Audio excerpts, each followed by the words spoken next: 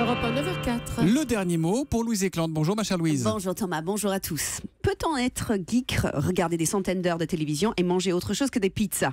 Bah oui, c'est possible grâce à Thibaut Villalonga qui écrit des livres de recettes de cuisine pour les fans de cinéma, musique, jeux vidéo.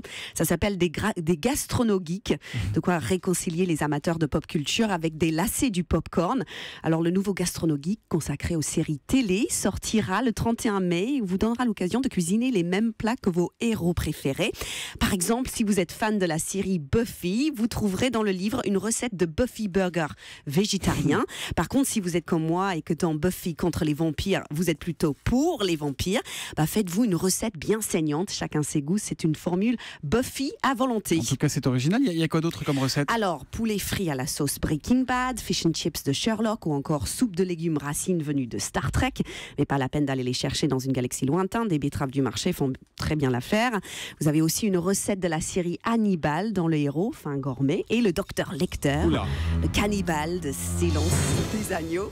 Si vous avez envie de partager sa table sans finir dans son assiette, suivez la recette et préparez un osso bucco. C'est assez délicieux. Ça donne faim votre affaire là. Alors la seule recette que je déconseille vient de la série Highlander. C'est le plat national écossais, le haggis. Et c'est de la panse de brebis farcie. Alors déjà à manger, c'est pas bon. Mais alors à préparer, c'est vraiment Highlander. Entre votre estomac et celui de la brebis, il ne peut en rester qu'un. Et c'est pas le vôtre qui va gagner.